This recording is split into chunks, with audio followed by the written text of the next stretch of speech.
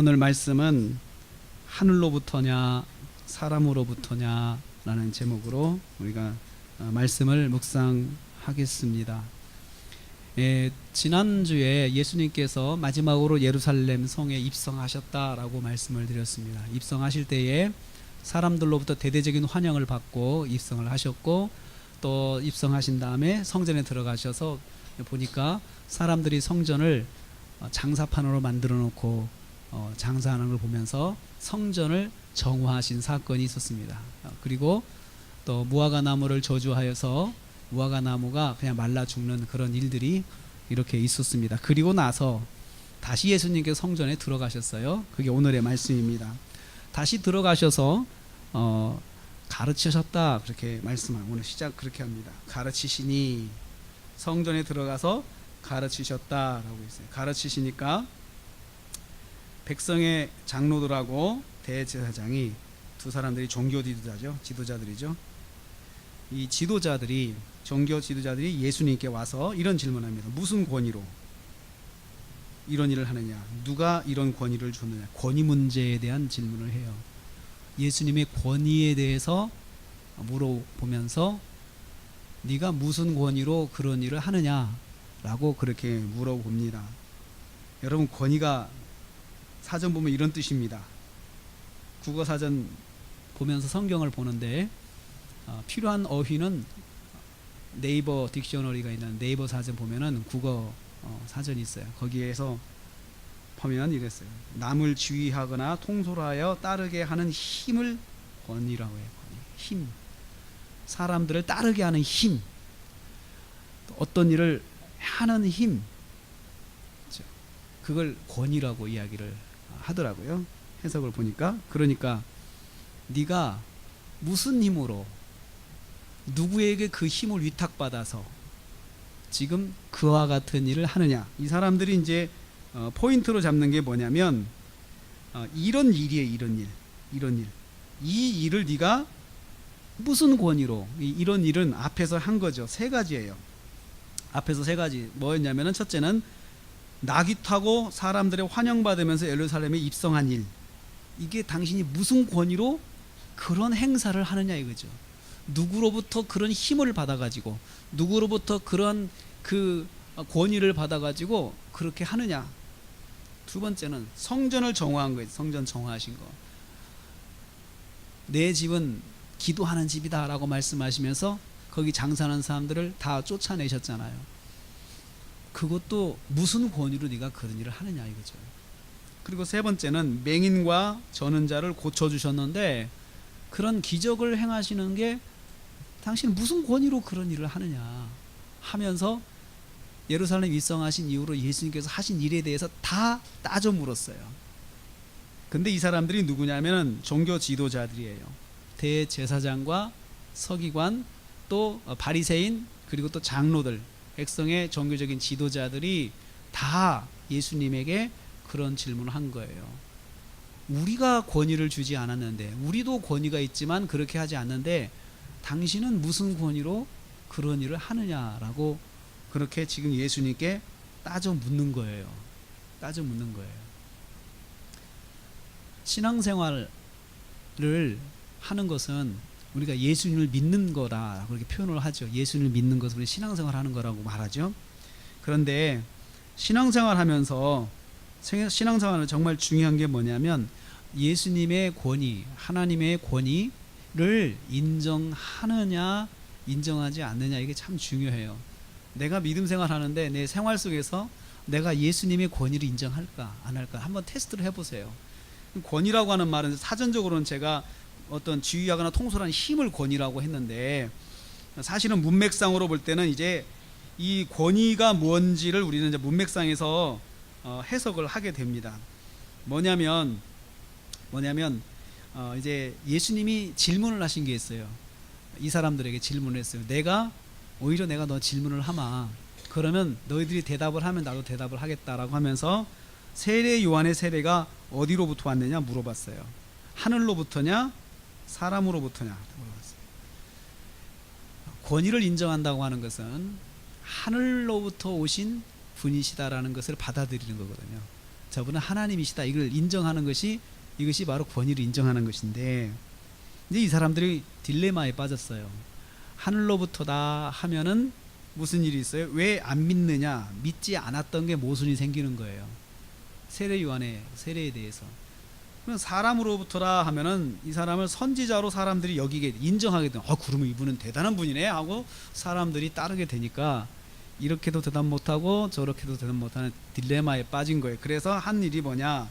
모르겠다. 그래 모르겠다. 난 모르겠다. 우린 모르겠다 하고는 몰라서가 아니고 자기들이 난처하니까 대답을 회피한 거예요. 그러니까 예수님께서 나도 너희에게 말하지 않겠다 하고는 대답을 안 하셨어요. 대답 안 하셨어요. 주님이 왜 대답을 안 하셨을까요? 여러분, 왜 대답을 안 하셨을까요? 이 사람들에게 당당하게 말씀할 수 있잖아요. 하늘로부터다라고 말씀할 수 있잖아요. 그런데 대답 안 하셨어요. 왜냐하면 저는 이렇게 생각해요. 문맥상으로 볼 때 이 사람들은 예수님의 권위 자체를 인정하지 않고 지금 질문을 하고 있는 거예요. 만약에 예수님께서 하늘로부터다 라고 하면 권위를 인정할 준비를 하고 질문하는 것이 아니고 하늘로부터다 하면은 따져 물는 거였어요. 더 예수님을 공격하려고 더 물고 늘어지고 그리고 또 예수님을 곤란하게 더 만들려고 이 사람들은 마음의 준비를 하고 있는 거예요. 그러니까 이 질문의 의도는 싸우자는 거거든요. 여러분, 싸우자고 질문할 때는 질문에 대한 답을 안 하는 것이 지혜잖아요.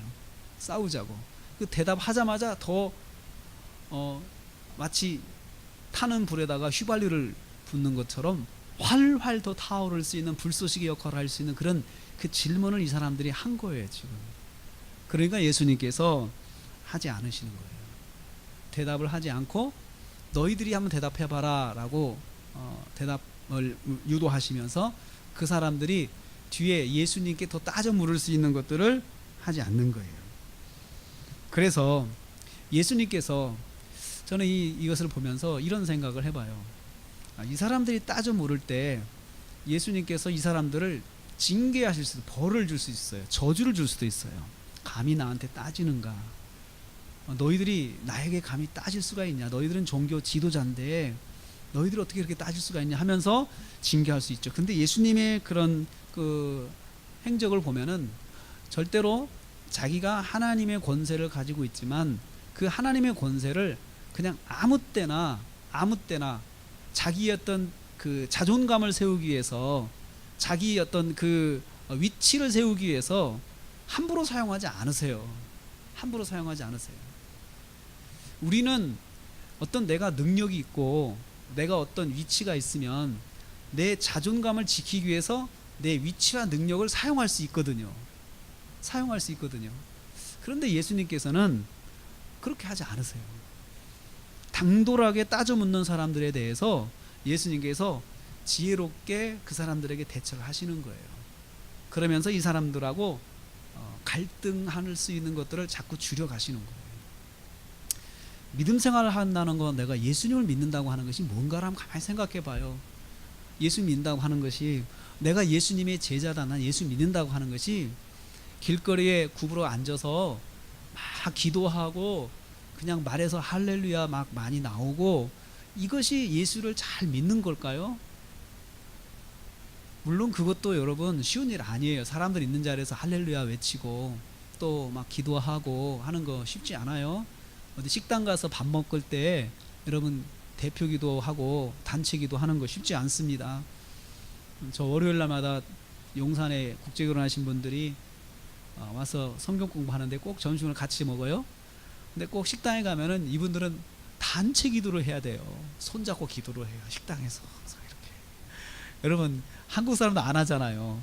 그런데 식당 가서 기도합시다. 그러면 자연스럽게 손이 딱 잡아요. 이렇게. 그러면은 대표 기도를 할 수밖에 없어요. 항상 목사님 기도해 주세요 하면서 밥 먹으면서 목사님 기도해 주세요 하면서 손을 딱 잡아요. 그러면 기도를 제가 하잖아요. 식당에 사람이 다 쳐다봐요. 다 쳐다봐요. 그것도 큰 식당도 아니고 그냥 작은 식당, 우리 교회 3분의 1 정도 되는 식당 앉아서요. 한 6명, 7명이 손 딱 잡고 앉아서 기도해봐요. 눈에 팍 띄죠. 요리하던 사람도 눈을 크게 뜨고 이렇게 쳐다보는 거 뭐 하는 거지? 이렇게 쳐다보는 거예요. 그런데 매번 그렇게 해요. 그런데 이제 저는 이 동네에서 이제 다 여기 가면서 밥을 먹으니까 사람들이 다 알아요. 목사님이라는 거 알아요. 목사님 알고 그냥 이제 지나치는데, 처음 가는 데 가서는 상당히 신경이 쓰입니다. 진짜 눈을 감고 있으면 여기에 사람들의 눈이 꽂히는 것 같아요. 그런데 우리가 믿음 생활하면서 그런 기도하는 거 쉽지 않아요. 여러분, 그렇게 기도해야, 그렇게 기도하면은 믿음이 좋은 거죠. 그것도 좋은 거죠. 그런데 여러분, 그것이 전부가 아니에요. 그것이 전부가 아니에요. 실제 생활에 있어서 예수 믿는 내가 정말 어떤 예수님 때문에 자존감이 낮아질 수밖에 없는 그 상황에 있을 때, 사람들이 나를 무시하고 나를 좀 덜 떨어지게 보고 이럴 때, 내가 예수님의 이름으로 한번 자존감을 세우고 싶은 생각이 탁 나는 거예요. 그런 오기가 막 생기거든요. 근데 그 오기를 절제하고 평정심을 찾아야 그게 신앙생활 하는 겁니다. 오기심을 죽이고 평정심을 가지고 대할 줄 알아야 된다는 거죠. 대할 줄 알아야 된다는 거죠. 그것이 오늘 예수님을 통해서 우리가 배우는 것이에요. 하나님이시잖아요. 창조자 하나님이시잖아요. 해야 멈춰라 그러면 해가 멈추잖아요. 달이 멈춰라 그러면 달도 멈추잖아요. 또 요나를 큰 물고기 뱃속에 살게 하셨잖아요. 물고기도 다스리시고 바다도 잠잠하게 하시고 파도 풍랑도 잠잠하시고 죽은 자도 일으키시고, 그런 걸 한번 본때를 보여주면 되잖아요.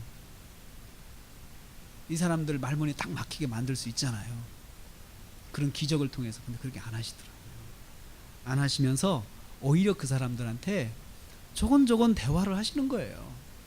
네가 한번 대답을 해봐라 그러면서 같이 대화를 하시는 거예요. 예수 믿는 것은 바로 우리가 예수님 따라서 가는 것인데, 지금 이 장면을 통해서 예수님을 한번 모방해 볼 필요가 있어요. 우리가 믿음 생활하면서 예수를 모방할 필요가 있어요. 그러면 이 사람들은 어떻게 볼까요? 예수님을. 그렇다고 이 사람들이 예수님을 인정을 합니까? 인정 안 하잖아요. 이 사람들이 나를 인정하는 것이 목표가 아니에요. 예수님의 행동은 그냥 예수님께서 하실 수 있는 거 하시는 거예요. 예수님께서 하시고자 하는 대로 하시는 거예요. 절대로 이 사람들을 징계를 해가지고 지금 당장에 그 혀가 굳게 만든다든지 눈이 멀게 만든다든지 그 사람의 생각에 치매가 오게 한다든지 그렇게 해가지고 이 사람들을 그냥 그 벌 주셔가지고 이 사람들을 꼼짝 못하게 하지 않으시는 거예요. 그냥 예수님이 다 온몸으로 받으시면서 이 사람들하고 상대하시는 걸 봐요. 결국은 권위 문제가 예수님과 지금 이 종교 지도자들하고 첨예하게 부딪히는 문제가 됐어요. 종교 지도자들은 예수님의 권위를 인정하지 않고 있어요. 그렇지만 예수님께서는 그들이 인정하지 않는 권위, 예수님의 권위를 인정하든 하지 않든 그것과 상관이 없어요.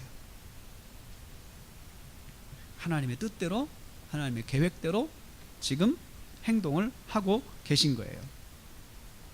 그리고는 이제 오히려 이런 질문을, 비유를 들어서 질문을 하십니다. 너희들은 어떻게 생각하냐? 한 사람이 두 아들이 있다. 두 아들이 있는데, 이 두 아들이 있는데 맏아들한테 가서 오늘 좀 포도원에 가서 일 좀 하라라고 했더니 이 맏아들은 예 하고 나중에 가서 안 했어요. 근데 둘째 아들한테는 또 가서 하라 그랬더니 싫어요 하고는 거절했는데 나중에 뉘우치고 가서 둘째 아들은 뒤에 가서 일을 했어요. 맏아들은 예 대답하고 뒤에 가서 생각을 바꿔서 불순종했고, 둘째 아들은 아버지 속상하게 싫어요 해놓고 뒤에 가서 내가 잘못했구나 하고 이것을 가서 아버지 뜻대로 했다는 거죠. 이 두 아들의 비유는 아버지의 권위를 인정한다는 것이 무엇인가를 이야기를 하는 거예요. 권위를 인정한다, 내가 예수님의 권위를 인정한다, 하나님의 권위를 인정한다 라는 것은 뭐냐면 하나님의 말씀대로 행동하는 거예요. 하나님 부탁하신 말씀대로 순종하고 사는 것이 권위를 인정하는 것이에요. 우리의 생활 속에서 권위를 인정하는 것이에요.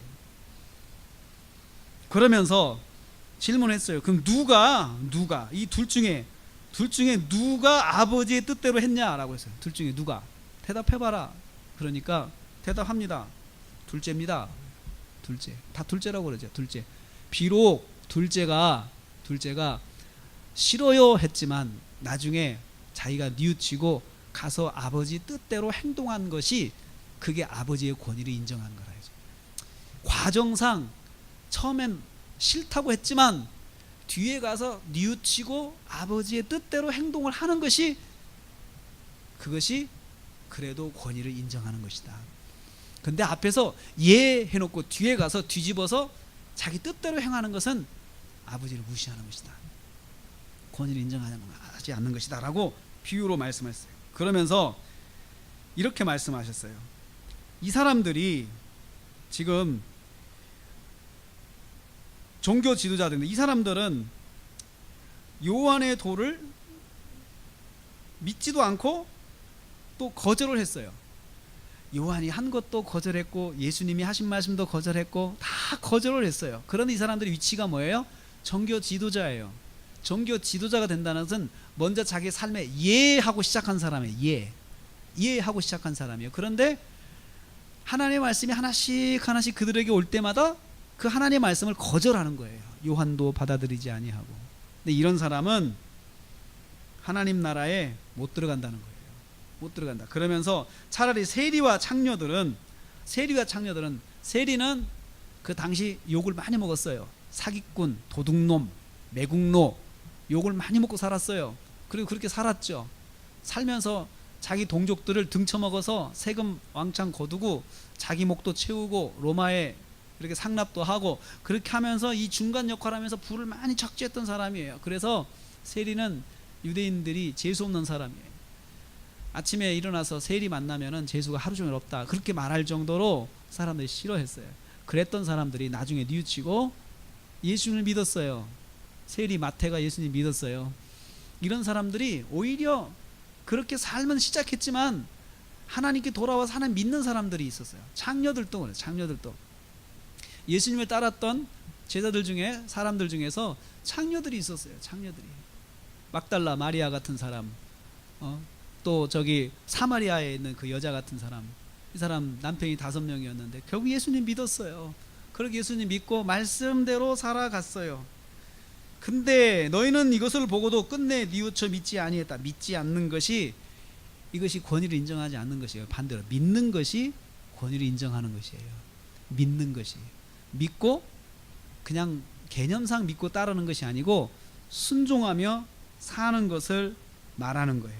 순종하며 사는 것을, 그것이 권위를 인정하는 거예요. 두 아들 중에서 둘째 아들이 처음에는 아버지 말에 불순종하고 아버지한테 대드는 것 같았지만 나중에 깨닫고 아버지 말씀대로 했던 그 아들이 오히려 아버지의 권위를 인정하는 아들이다 라고 비유로 말씀하셨어요. 우리는 어떻습니까? 우리는 예수님 말씀대로 하겠습니다. 하나님의 말씀대로 하겠습니다 하고 우리는 구원받은 사람들이에요. 그런데 우리가 이제 해야 될 일은 뭐냐면 말씀대로 살아가는 거죠. 그것이 권위를 인정하는 거예요. 예수님의 권위를 인정하고 사는 것, 하나님의 권위를 인정하고 사는 것이 우리 생활 속에서 이제 세워져야 될 삶의 모습이 돼야 되는 거예요. 권위를 인정하는 것. 항상 내가 하나님의 권위를 인정하고 살아간다고 하는 이 생각을 해야 되는 거죠. 어떤 결정을 할 때 결정을 내가 스스로 결정을 하면 내가 내 권위로 하는 거예요. 그래서 우리는 다른 말로 권리라고도 하죠. 내가 내 권리로 내가 결정하는 것이다 라고 그렇게 이야기하죠. 내 일이니까 내가 결정하는 거죠. 그런데 우리 예수 믿는 사람들은 내가 결정할 수 있는 권한이 있지만 여기에 그런 주님이 이 일에 대해서 어떻게 생각하실까, 이렇게 생각하는 사람이 예수 믿는 사람들이에요. 그런데 그렇게 생각을 하는 것이 권위를 인정하는 거예요. 예수님의 권위를 인정하는 것이에요. 여러분, 그렇게 하지 않으면 교회를 다니면서도 신앙생활 하면서도 항상 내 권위로만 사는 사람들이에요. 내 권위로. 우리가 미투 운동 많이 지금 요즘에 일어나고 있잖아요. 그런데 그분들이 참 인생에 큰 그런 실수를 하게 된 걸 보면은 자기가 중심, 자기 권위를 주장해서 그런 거예요. 자기 권위. 내 행동이 정말 객관적으로 봤을 때 옳을까라는 생각보다도 그 생각을 했던 사람조차도 내가 하는 건 좋다, 내가 하는 건 괜찮다라고 생각을 하는 거죠. 내 권위. 근데 우리 그리스도인들은 그렇게 결정하지 않아요. 이것이 주님이 기뻐하실까라고 한 번 더 질문을 해보는 거예요. 그런 순간에 그럴 때 아니다, 내가 예수 믿는 사람으로서 이것은 할 것이 아니다, 예수님이 기뻐하시는 것이 아니다, 이렇게 생각하면서 내가 결정했던 것을 뒤집어 엎어야 돼요. 엎을 수 있는 사람이 바로 예수님의 권위를 인정하는 거예요. 자녀들을 양육할 때도 마찬가지예요. 자녀 양육할 때 결정할 일이 참 많거든요. 그럴 때 예수님의 권위를 가지고 결정하는 것과 내가 내 권리와 권위를 가지고 결정하는 것은 같은 답이 결과가 나올 수도 있고, 같은 결정을 할 때가 있고, 다른 결정이 나올 수가 있어요. 그래서 참 인생이, 신앙생활이 어렵습니다. 모든 순간에 우리가 하나님이 기뻐하시는 게 뭘까? 하나님이 원하시는 게 뭘까? 이렇게 생각을 한번 해보면 그게 하나님의 권위를 인정하는 거예요. 그러면서 하나님께서 원하시는 대로 말하고, 하나님께서 원하시는 대로 결정하고, 그것이 하나님의 권위를 인정하는 거예요. 그런데 하나님의 권위를 인정하는 것이 종교 지도자라도 쉽지가 않아요. 오히려 왜 대제사장은 예수님의 권위를 인정하지 않고 하나님의 권위를 인정하지 않을까? 한번 다시 생각을 해봤어요. 곰곰이 생각해봤어요. 이 사람들이 제사장이 되기까지의 과정, 이런 것들을 제 역사적 배경을 한번 생각하면서 한번 곰곰이 생각해봤어요. 종교 지도자가 된다고 하는 것이 하나님의 말씀대로 살아야겠다, 하나님을 기쁘시게 해야겠다, 그런 마음으로 처음에 돼요. 그런데 시간이 지나면서 종교 지도자로서의 가지는 혜택과 종교 지도자로서의 그런 어떤 권리와 그리고 이익이나 이런 것들이 자꾸 자리를 잡게 되면 이 이익을 놓고 결정하는 게 쉽지가 않아요. 이 이익에 반해서 지금 성전에서 예수님께서 장사하는 사람들을 뒤집어 엎으셨잖아요. 다 내쫓으셨잖아요. 자기들의 이익을 손실 주는 결정을 하신 예수님께서. 그런데 그것은 성전을 성전답게 하는 것인데, 그것은 곧 자기들의 이익과 그 직결되는 거였어요. 이것을 포기하지 않으니까 예수님과 갈등이 생기는 거예요. 우리가 신앙생활하면서 내가 신앙생활을 통해서 받은 축복이 내 이익이 되고, 그리고 이것이 내 삶의 우선순위가 돼버리면 하나님의 권위는 뒤로 갈 수밖에 없어요. 정말 목사가 되어서 제가 평생 조심하는 것 중에 하나가 바로 이거예요. 내가 가진 사회적 위치와 어떤 종교적 이익이 주님보다 앞서지 않아야 되겠다. 그리고 내가 성취한 것이 주님보다 앞서지 않아야겠다. 이걸 늘 생각을 해봐요. 늘 생각을 해요. 그래서 하나님의 말씀이 뭔가라고 다시 한번 물어보고 결정을 하는 것이죠. 지금 이 대제사장들은 자기들의 종교적 이익이 예수님의 권위를 인정하는 것보다 앞서 있어요. 그렇게 됐어요. 우리도 마찬가지예요. 내가 신앙생활하면서 받은 축복이 예수님보다 앞서면 예수님의 권위를 인정하지 못해요. 인정 안 할 수밖에 없어요. 기도를 하면서도 예수님이 뒤로 갈 수 있어요. 두 번째, 내 이익을 잡게 해달라고 기도하면서 예수님의 이름으로 기도하는데 결국은 예수님의 권위를 인정하지 않을 수가 있다는 거죠. 이 사람들만 비판할 일이 아니고 우리도 한번 생각해볼 여지가 있습니다. 또 하나 예를 들었어요. 예수님의 권위 문제. 농부가 있었어요. 이 사람 포도원을 만든 농부인데, 포도원을 잘 만들어 가지고 농부들에게 주인이 만들어 가지고 농부들에게 세를 줬어요. 그래가 열매가 거둘 때 되니까 가서 열매를 받으러 갔더니 이 농부들이 이 종들을, 보낸 종을 때리고 죽이고 돌로 쳤어요. 주인이 보낸 종을 이 사람들이 그렇게 대접을 한 거예요. 그리고 이제 아들을 보냈더니 아들도 죽여버렸어요. 아들도 죽여가지고 주인에게 대항을 하는 거예요. 주인의 권위를 무시하는 거지 이게. 그래서 주인에게 받은 것들을 자기들이 받은 사명을 망각하고 사는 거예요. 망각하고 사는 거예요. 자기들이 누리고 그것으로 자기 것으로 만들고 주인의 것을 자기 사유화하는 거죠. 권위를 인정하지 않는 거예요. 질문합니다. 포도원 주인이 올 때 그 동부를 어떻게 쓰면 좋겠냐 질문했어요. 그러니까 이 사람들 진멸하고 포도원은 다른 농부한테, 제때 세를 낼 수 있는 다른 농부한테 주어야 옳습니다 라고 대답을 했어요. 그럴 때 성경에 이렇게 말씀을 해요. 건축자의 버린 돌이 모퉁이의 머릿돌이 되었다라고 그렇게 말씀하시면서 이 예가 이루어진 것이다. 예수님을 통해서 이루어진 거다. 예수님을 사람들이 대할 때 예수님을 아주 버린 돌, 쓸데없는 돌로 대접하는 거예요 지금. 그런데 하나님께서 사람들이 쓸데없는 돌로 생각하는 것을 건축자의 머릿돌로 삼으셨다. 아주 중요한 돌로 삼으셨다라는 거죠. 사람들은 이렇게 무시하지만 예수님의 권위를 무시하고 그렇지만 하나님께서 그 권위를 세워주신다는 거예요. 머릿돌에 대한 그림을 제가 드려드릴게요. 머릿돌이 어떻게 생겼냐면 이렇게 생겼어요. 이걸 머릿돌이라고 합니다. 여러분 아치형 건물이 이렇게 하면 성지순례 가면 있어요. 이런 건물이 있는데 이 머릿돌이 뭐냐면은 이 사람들이 이걸 어떻게 이 건물을 어떻게 짓냐면요. 흙을 쌓아요. 이렇게 흙을 쌓아요. 흙을 쌓아놓고 흙더미 위에다가 돌을 하나씩 놔요. 이렇게 놔요. 놓고 여기서 또 나가요. 여기서 또 나가요. 여기서 또 나가요. 그래가지고 여기까지 쭉 놓고 나서 마지막 하나 이거 있잖아요. 이거 마지막 하나 이거 이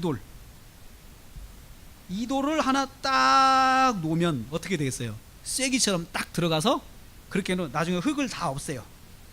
이 흙을 다 없애요. 딱 놓으면 이것이 딱 서요. 동그랗게 건물을 일으키줘요. 그때 마지막에 넣는 이 돌이 머릿돌이에요. 머릿돌. 이 돌이 들어감으로 해서 이 아치가 딱 틀을 유지하게 돼요. 딱 틀을 유지하게 돼요. 그게 머릿돌이에요. 그러면 이게 중심돌이고 아주 요긴한 돌이죠. 이것이 건물을 건물되게 하는 돌이 되는 거죠. 그런데 이 돌이 어디서 왔다고요? 모퉁이, 버린 돌. 건축자들이 버렸어요. 그런데 하나님께 이 돌을 주어다가 이 돌을 잘 다듬어서 이렇게 여기다가 딱 요긴하게 쓰는 돌. 역사적으로 이것은 시편 118편에 있는 말씀인데 이것은 역사적 해석할 때는 이스라엘 백성을 버린 돌, 이 버린 돌을 모퉁이 돌로 하나님이 사용하신다라고 시편에서는 그렇게 이해를 해요. 그런데 이것을 예수님이 인용하시면서 이 버린 이것이 주로 나를 통해서 이루어졌다라고 말씀을 하시는 거예요. 이것은 무엇을 말씀합니까? 예수님께서 사람들이 예수님이 오셨을 때 예수님의 기적과 예수님의 어떤 행하시는 능력을 보면서 예수님을 많이 따랐죠. 따랐는데 이 사람들이 예수님을 그리스도로 믿고 인정하고 따라온 사람 많지 않았어요.